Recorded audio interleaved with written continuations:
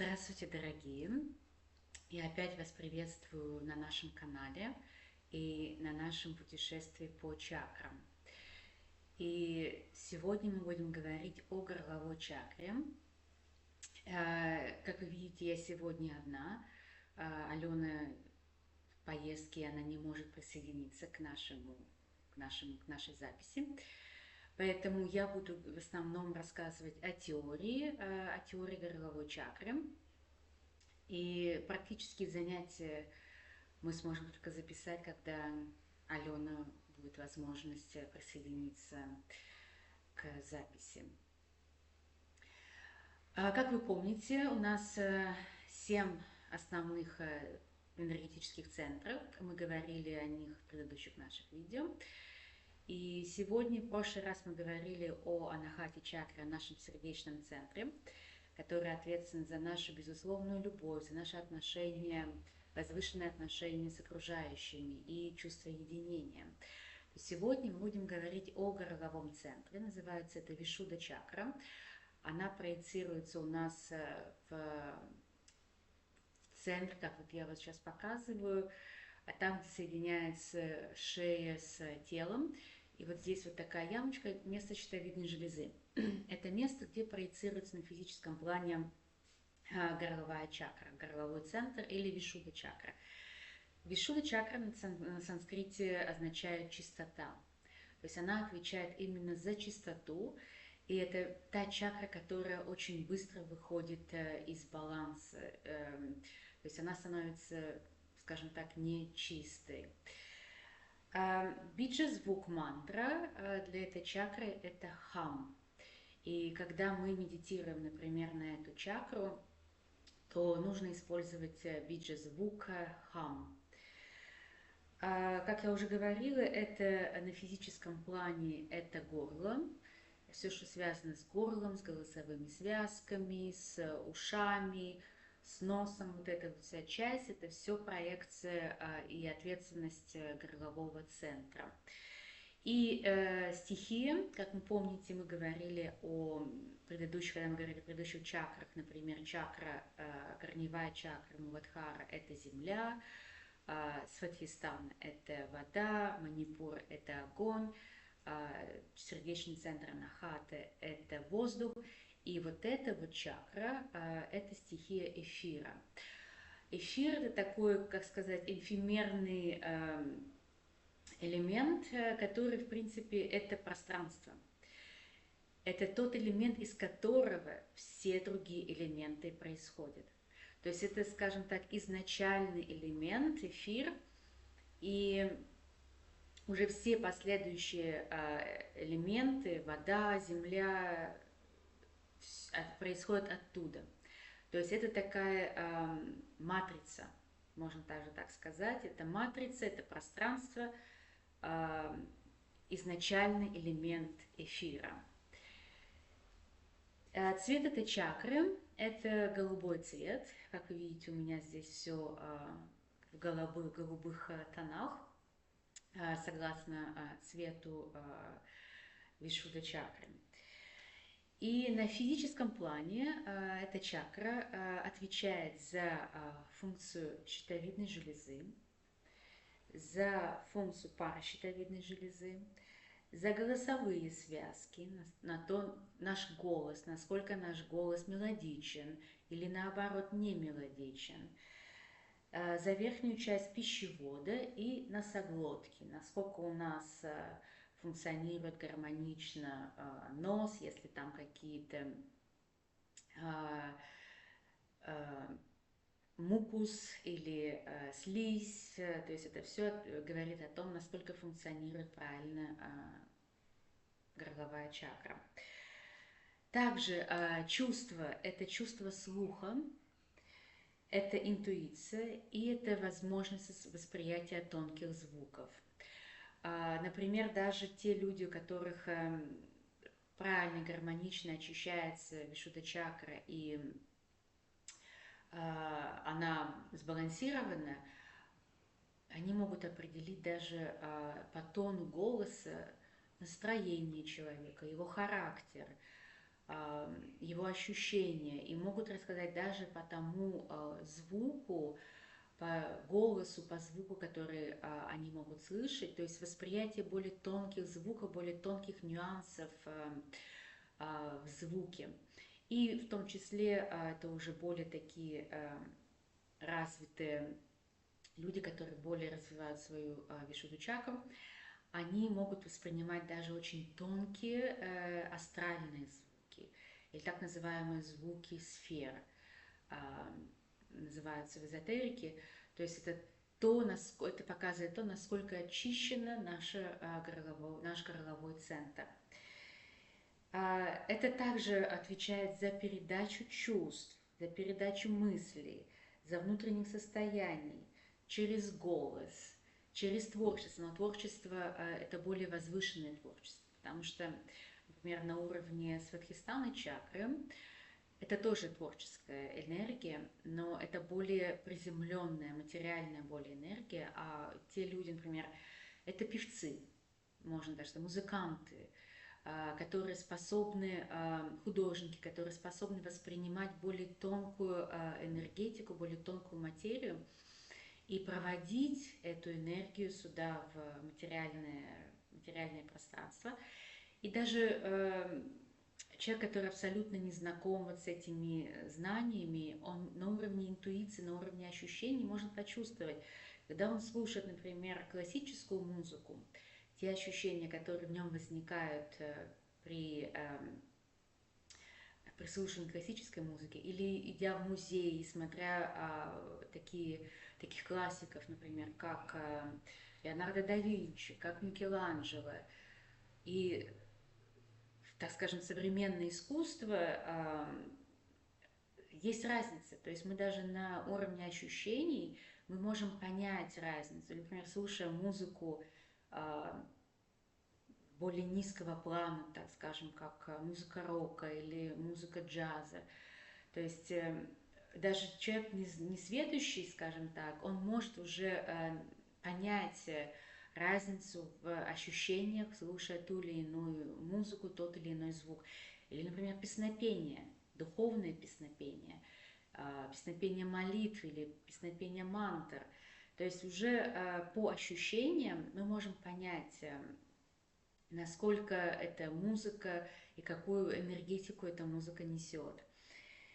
И вот это вот горловой центр, это, если он достаточно развит, появляется ощущение единения. Причем единение не только на материальном плане, единение не только с человечеством, с живыми существами, это единение на уровне всей Вселенной. Это единение на уровне всего создания. Но это уже более высокий уровень, но вот этот центр горловой, вишудха-чакра, она именно уже более высокая. Уже, как правило, обычные люди не живут на уровне этого центра, и сознание не находится на этом уровне. В основном люди, которые больше, как я сказала, занимаются творчеством, у них развит этот центр. Это вот люди, музыканты, у которых очень хороший голос, ораторы, творческие люди. У них, как правило, очень развит вишудха-центр. И теперь можно говорить, то есть это центр, который отвечает за перевод более высоких мыслей, идей, энергии в материальный план. И как видите, это вот он даже находится на уровне шеи, то есть мы воспроизводим через наш голос, через вибрацию нашего голоса те мысли, которые рождаются у нас в голове. То есть это такой передатчик, это такой вот мост, можно сказать, из более высоких планов в более материальные планы. Теперь мы поговорим о ароматерапии, например, какая может быть использована для балансировки вишудха-центра. Это может быть смирна, это мускатный орех, это камфорное масло, это эвкалипт, это ромашка, это тмин и полынь. Вот такие вот можно использовать ароматы, аромамасла для балансирования, очищения Вишудха чакры. И, например, минералы, которые можно использовать, это все минералы голубого цвета, такие как лазурит, бирюза, аквамарин, топаз. То есть это весь приятный голубой небесный цвет камней. Также есть связь между Сватисханой и Вишудха чакрой, то есть между сексуальным центром и горловым центром. И вы даже можете обратить внимание, что насколько у нас сильный голос, насколько даже певцы, насколько они сильны, показывает о том, насколько у нас сильный сексуальный центр, насколько у нас много энергии либидо, на то и влияет наш голос. И даже, например, у женщин, если вы более внимательно обратите внимание, в течение цикла голос может меняться, тон голоса может меняться. И наиболее сильный, такой мощный голос у женщины это идет во время овуляции, тогда, когда энергия либидо очень много, она расширяется, и голос у женщины становится более насыщенный, более мощный и более привлекательный. То есть вот обратите внимание в следующий раз на голос, на мощь голоса в зависимости от цикла. И тоже обратите внимание, в основном все певцы, у которых очень сильный, мощный голос, их тело достаточно большое. Для того, чтобы нужна вот эта вот энергия либидо, чтобы воспроизводить очень мощный, сильный звук. И также мы можем, кстати, потому что это две взаимодействующие, у них прямая связь этих двух центров, любой дисбаланс в нашем сексуальном центре, Сватисхана чакре, можно корректировать через голос, через Вишудха чакру. И очищение нашей Вишудха чакры может помогать очищению, в том числе и нашей Сватхистхана чакры. Также этот центр отвечает за создание, как я уже сказала, искусства, высших сверхчувственных состояний, медитативных состояний, трансовых состояний. Это уже более такие высокие состояния, которые позволяют нам сбалансированный, очищенный горловой центр достигать. Как он проявляется в нашей жизни, и можно понять, насколько этот центр сбалансирован или не сбалансирован.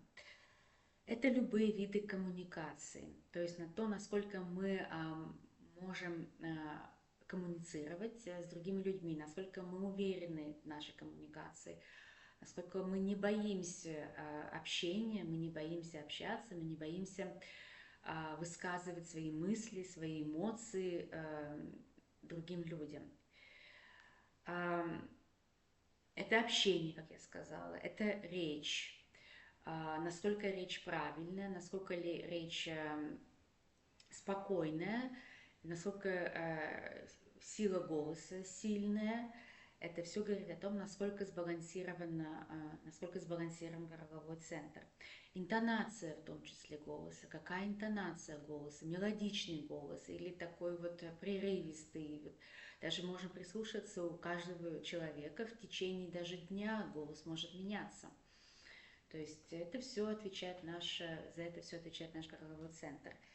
Это музыкальный слух, то есть возможность слышать звуки, музыку, понимать, осознавать гармонию, ритмы, воспроизводить музыку.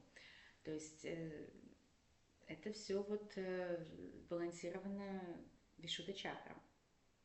Мелодичность голоса. Также такие способности, как ясновидение, телепатия, слышать тонкие звуки, творчество,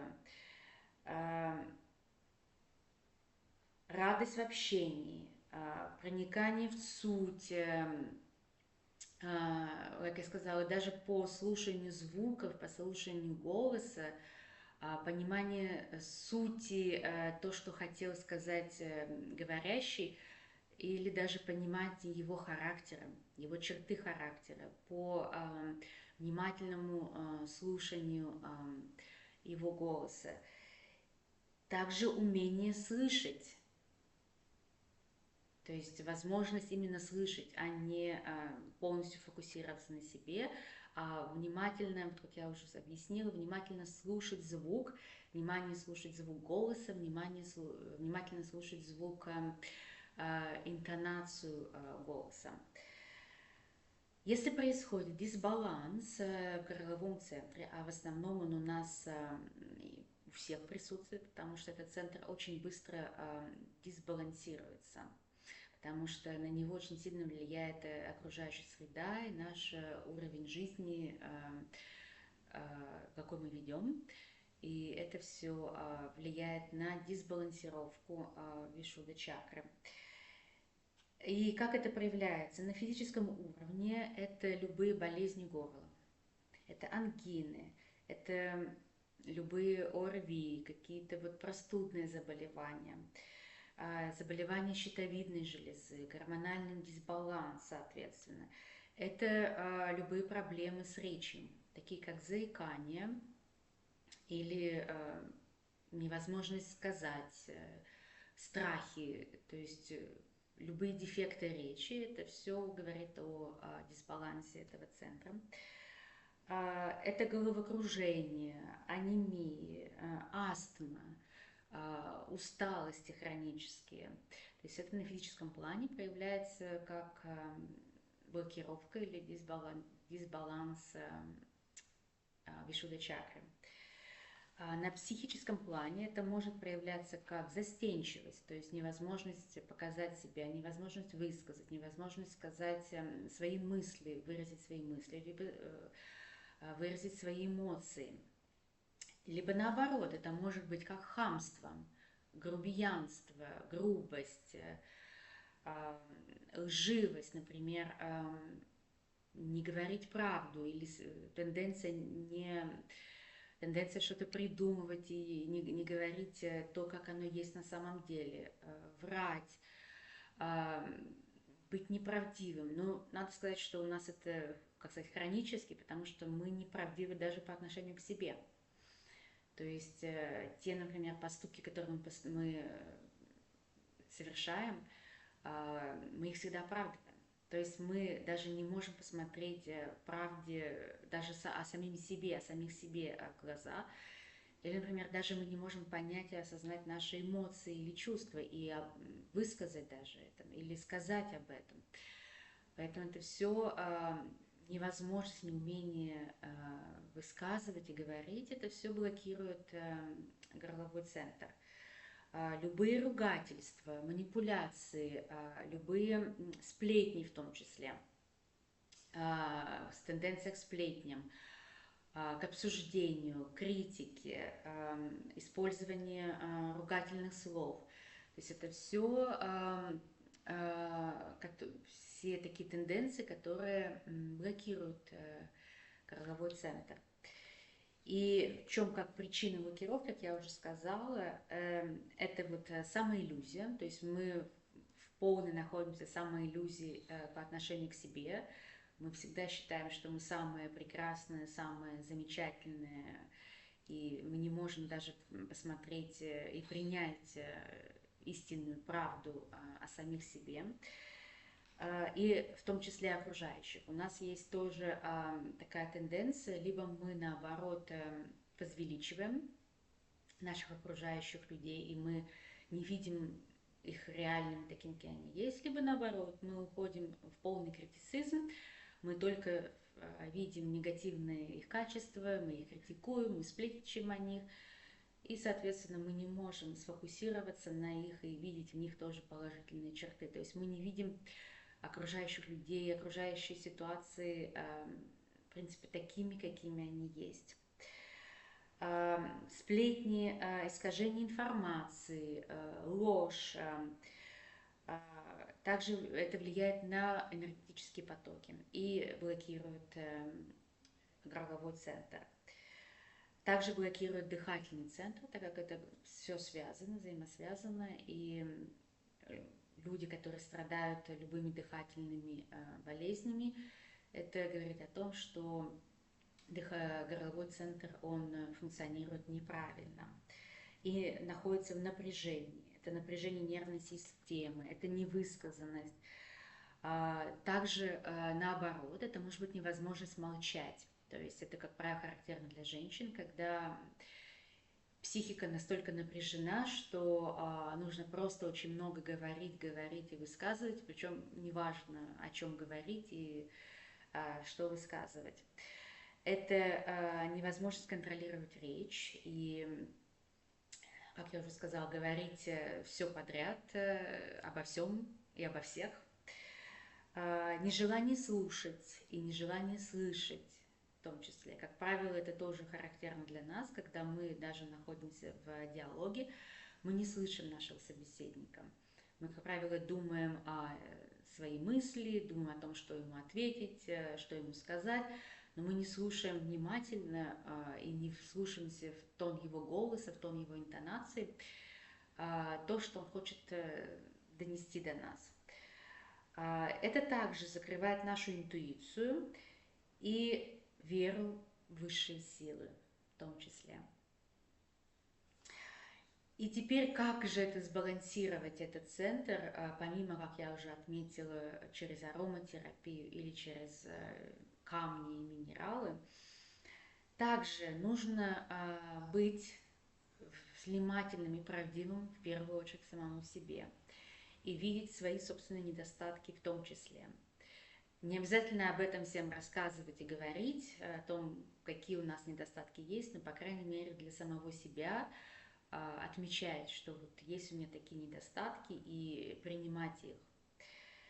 И также видеть и быть правдивым к окружающим, особенно когда мы передаем какую-то информацию, стараться эту информацию не искажать, а говорить ее так, как она есть. То есть не приукрашивать, не врать, не лгать.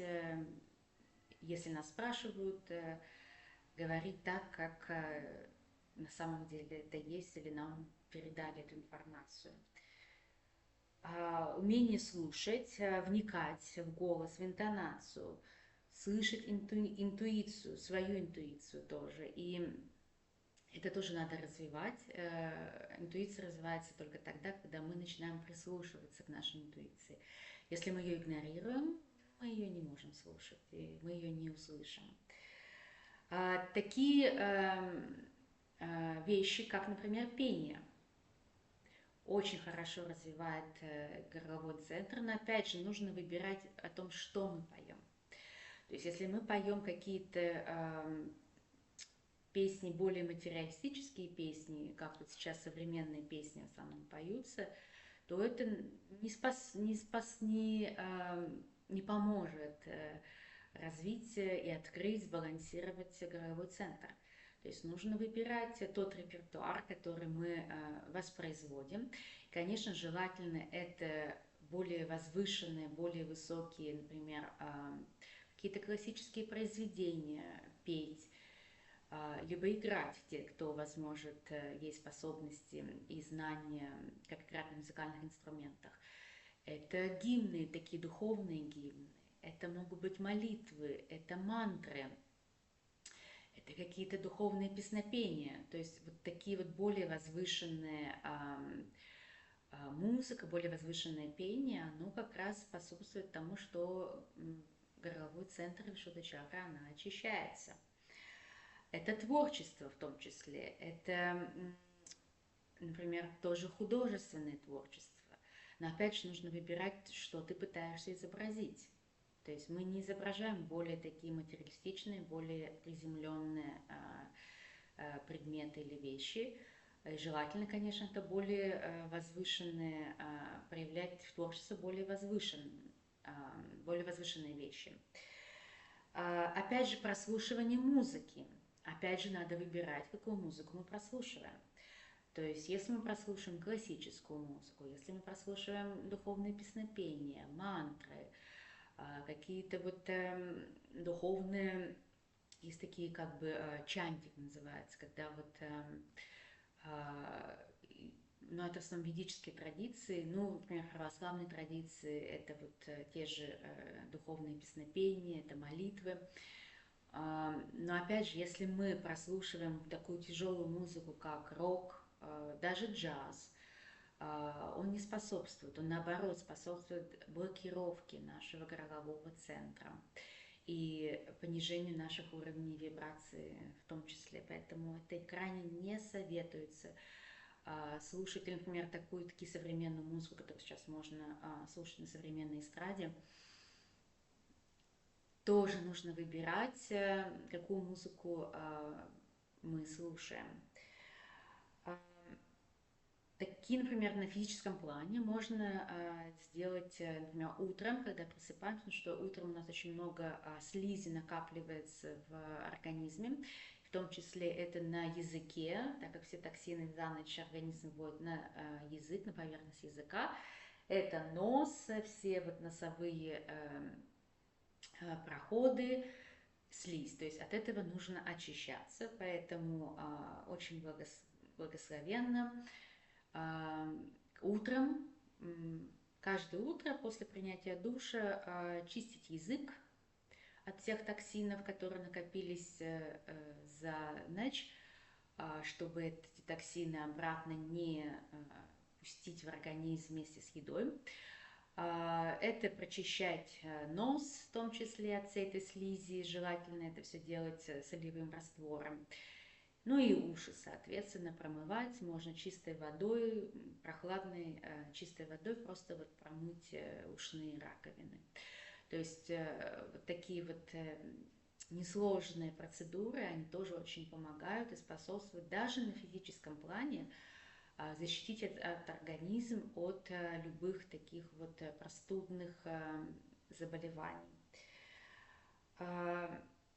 Также нужно уметь закрывать горло от любых воздействий, поэтому вот эти шарфы, косынки, платки, особенно для женщин, это очень-очень актуально, прикрывать шею, потому что горловой центр, он очень уязвимый, он очень такой вот нежный, и любые негативные энергетические воздействия, они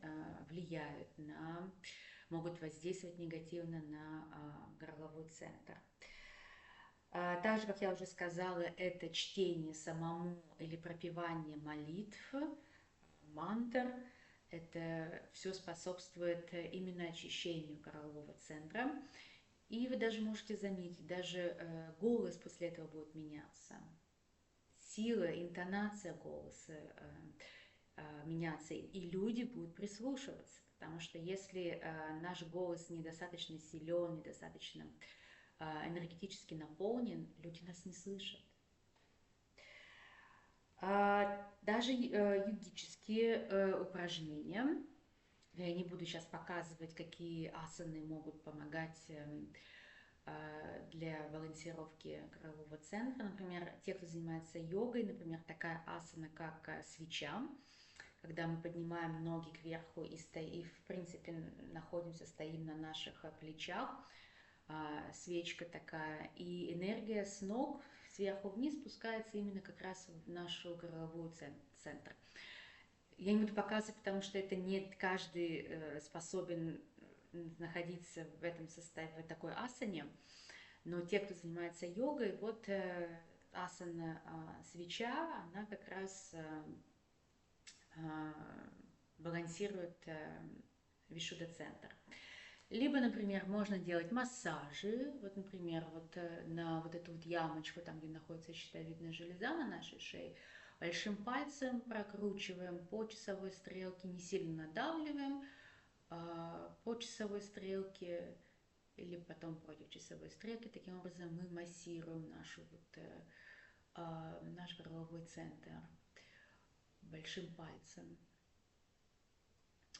Либо, например, такая известная, как просто кручение головы вправо и влево, тоже расслабляет шею, мышцы шеи и расслабляет горловой центр. Например, влево, вправо, вот так вот несколько минут. Можно все это сделать. Можно покрутить голову полностью, вначале по часовой стрелке, потом против часовой стрелки. Так вот, тоже если делать это несколько минут каждый день, это расслабляет мышцы, шеи и расслабляет тоже горловой центр, связки голосовые и дыхание в том числе.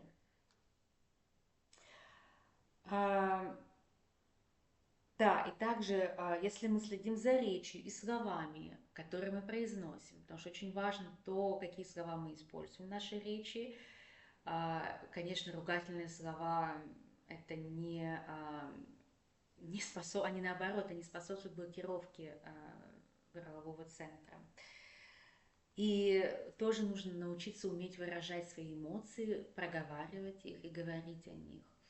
Выражать свои мысли, эмоции, потому что в основном мы блокируем наши эмоции, мы даже не умеем их понять, и мы не умеем о них рассказать.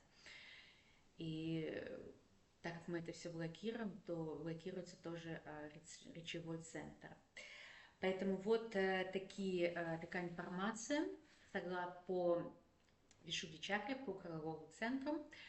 Я надеюсь, вам это было очень интересно и полезно узнать немножко о следующем Вишудха-центре.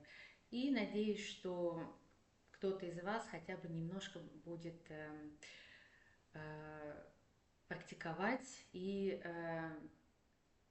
балансировать свой горловой центр. Спасибо и удачи вам всем. До следующей встречи.